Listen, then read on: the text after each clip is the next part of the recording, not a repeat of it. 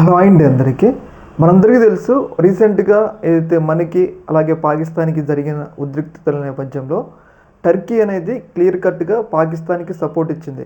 Support ఇవ్వటమే కాకుండా అయితే టర్కీ మేడ్ డ్రోన్లు మన భారతదేశం మీద పాకిస్తాన్ వాడటానికి కూడా టర్కీ కారణమైంది. అంటే ఏదైతే ఎలాంటి ఆంక్షలు లేకుండా పాకిస్తాన్కి టర్కీ సపోర్ట్ చేసింది. అయితే దీనిని భారతదేశం జీర్ణించుకోలేకపోతుంది. ఎందుకు అంటే ఏదైతే టర్కీలో భూకంపం వచ్చినప్పుడు మన దేశం ఎలా స్పందించిందో మనందరికీ తెలుసు.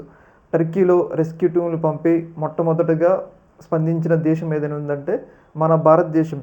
ఈవెన్ చెప్పాలి అంటే పాకిస్తాన్ కన్నా కూడా మనమే టర్కీకి ఏదైతే రకరకాల మెడికల్ సపోర్ట్ కానీ అలాగే మన ఎన్డీఆర్ఎఫ్ బృందాలు కానీ టర్కీ వెళ్ళి రెస్క్యూ ఆపరేషన్స్లో పాల్గొంది. అయితే ఆ కృతజ్ఞత కూడా లేకుండా టర్కీ ఏదైతే పాకిస్తాన్కి మన మీద దాడి చేయడానికి ఆయుధాలు ఇవ్వటమే కాకుండా పాకిస్తాన్కి అన్ని విధాల సపోర్ట్ ఉండడంతో పాటు తనకి దొరికిన ఏ ప్లాట్ఫామ్ దొరికితే ఆ ప్లాట్ఫామ్లో భారతదేశానికి సంబంధించిన జమ్మూ కాశ్మీర్ అంశాన్ని లేవనెత్తుతుంది అనమాట. అయితే ఇలాంటి సందర్భంలో నరేంద్ర మోడీ గారు ఎలా అయినా టర్కీకి బుద్ధి చెప్పాలి అని చెప్పేసి రకరకాల ప్రయత్నాలు అయితే చేస్తున్నారు.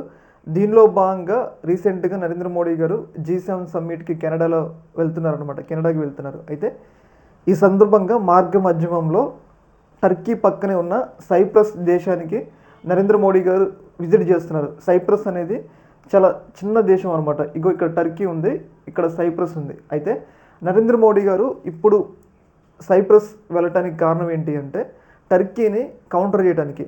ఏదైతే సైప్రస్కి మనం ఏదైతే ఆయుధాలు కానీ వాళ్ళతో సెక్యూరిటీ ఒప్పందాలు కానీ కుదుర్చుకుంటే ఏదైతే టర్కీని కౌంటర్ చేయడానికి మనకి సైప్రస్ కూడా ఉపయోగపడుతుంది. అలాగే సైప్రస్ కూడా టర్కీ బాధితురాలు.